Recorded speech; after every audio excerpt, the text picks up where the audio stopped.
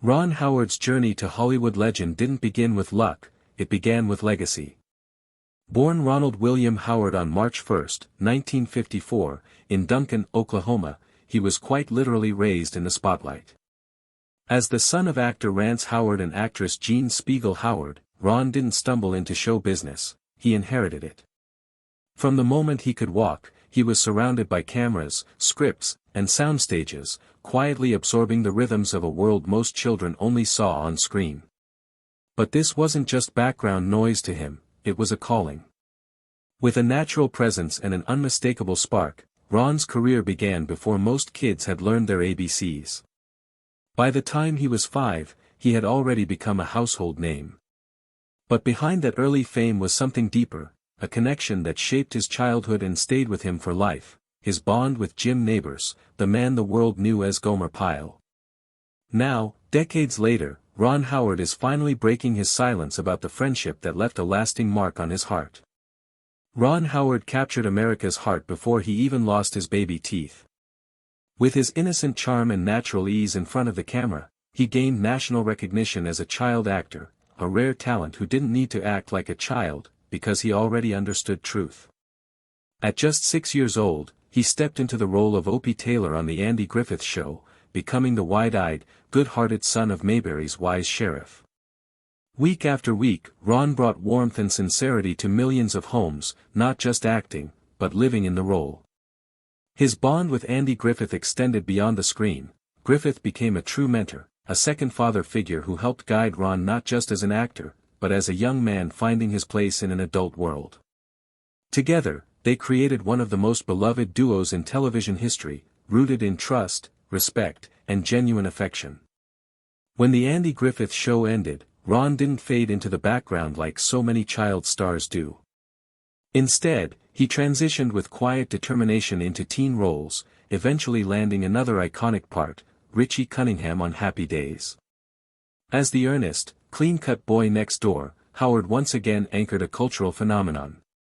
While others on the show played larger-than-life characters, it was Ron's grounded, honest portrayal of Richie that gave Happy Days its emotional soul. He embodied the American ideal of decency and boyish optimism, a role that brought him massive fame, but never shook his humility. Despite the growing spotlight, Ron remained grounded, shaped by the values instilled in him since childhood, and by the silent wisdom of friends like Andy Griffith, and eventually, Jim Nabors. Ron Howard has always carried his fame with quiet grace, never loud, never arrogant, just steady. While many child stars struggled to outrun the shadows of their early fame, Howard took a different path. He didn't reject his past, he evolved from it. Though he was once America's favorite TV son, Ron would go on to accomplish something far more rare, a seamless and stunning transformation from beloved actor to visionary filmmaker. His directorial debut, Grand Theft Auto, 1977, may have been a modest, low-budget comedy, but it was just the beginning of something far greater. With determination, discipline, and a deep understanding of storytelling, Howard slowly built a second legacy, one not based on nostalgia, but on mastery. Over the following decades, Ron Howard redefined what a child actor could become. His 1984 fantasy romance Splash, starring Tom Hanks and Daryl Hannah, was more than a box office hit, it was his declaration of creative arrival. Audiences and critics alike were stunned by his storytelling instincts and emotional depth. Then came Cocoon, 1985, a touching sci-fi tale about aging and rebirth that showcased his sensitivity and heart. With Willow, 1988, he proved he could handle sweeping fantasy. And in Parenthood, 1989, he delivered an emotionally raw, funny, and brutally honest look at the chaos and beauty of family life. These were not the choices of a former child star trying to stay relevant, they were the bold, assured moves of a filmmaker who had nothing left to prove, yet everything still to say. Howard made a name for himself in the 1990s and 2000s with movies like Apollo 13, 1995, which were nominated for an Oscar and showed he could handle a wide range of styles, from science fiction and fantasy to heartfelt family dramas. He won the Academy Awards for Best Director and Best Picture in 2006 for this tense and emotionally powerful retelling of NASA's near disaster and A Beautiful Mind. Ron Howard took on the task of directing The Da Vinci Code, a mystery thriller based on Dan Brown's best-selling book of the same name. Brown's book had already caused a lot of controversy around the world with its controversial portrayal of religious leaders. Because it was about secret societies and different versions of Christian history, the movie got a lot of negative reactions before it even came out. This was especially true from the Roman Catholic Church and other religious groups, who said the movie twisted religious facts and could hurt faith. Despite this strong opposition and calls for boycotts, the movie still got a lot of viewers. The movie stayed scary and gripping thanks to Ron Howard's direction. Story while balancing the sensitive nature of what it's about. The movie eventually won over viewers all over the world thanks to its fast-paced plot, interesting puzzles, and the star power of Tom Hanks, who played the main character, Robert Langdon. The Da Vinci Code was a huge hit at the box office, making over $750 million worldwide.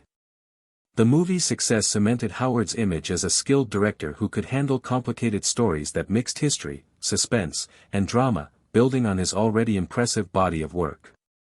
Directing efforts to Ron Howard and his longtime producing partner Brian Grazer started the very important TV and movie production company Imagine Entertainment. The company started out in the late 1980s and grew over the years, becoming a Hollywood powerhouse known for making many critically acclaimed and commercially successful movies and TV shows.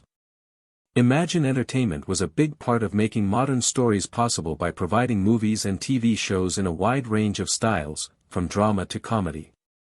Imagine, which was run by Howard and Grazer, made movies like A Beautiful Mind, which won the Academy Award for Best Picture, and Arrested Development, which was praised for its unique blend of comedy and drama. Howard was able to grow his influence in the entertainment industry as both a director and a visionary producer who supported a wide range of creative projects and talents. Howard went back to directing in 2015 with the adventure tragedy film In the Heart of the Sea. The movie was based on the scary true story that inspired Herman Melville's famous book Moby Dick. It was about a giant sperm whale sinking the whale ship Essex in 1820 and the crew's subsequent fight to stay alive. The movie got mixed reviews from both reviewers and audiences, even though it was beautiful to look at and very emotional. Howard's direction was praised for capturing the epic scale and raw human drama of the story, focusing on themes of courage, endurance, and the power of. Howard continued to be interested in combining historical stories with interesting cinematic stories in this project. It also solidified his reputation as a director ready to take on difficult and ambitious projects, building on his earlier success with The Code of Da Vinci. Inferno, the third movie in the Robert Langdon series based on Dan Brown's books, was directed by Ron Howard in 2016. This follow-up followed the main character as he figured out a bad plan connected to Dante Alighieri's famous work of literature. The great story. The movie had Tom Hanks reprising his role and continued the trend of combining challenging puzzles with exciting action scenes. While Inferno didn't get as much praise from critics as its predecessors, fans of the series still liked it for its international mystery and adventure elements. Howard's continued participation in this series showed his dedication to turning difficult books into interesting movies and keeping up a popular movie universe. In 2018, Ron Howard took on a completely different project. Direction of a different kind of project. Solo, a story of the Star Wars as a standalone movie in the huge world of Star Wars. This one looked into the past of the popular character Han Solo, who is one of the franchise's most famous characters. Harrison Ford played the part in the beginning. Howard's version had Alden in the lead. Woody Harrelson and Emilia Clarke play important supporting parts, along with Aaron Reich as the young Han Solo. Solo's production was very rough, and Howard took over as director after the original directors quit. Chris Lord and Phil Lord Miller in the middle of filming because of creative differences with Lucasfilm. Despite these problems, Howard was able to see the movie through to the end, telling a story about Han Solo's childhood, his early relationships, and how he became the shady smuggler that people love. The movie got mixed reviews and didn't do as well at the box office compared to other Star Wars movies, but it was praised for its high production values, action scenes, and charismatic performances.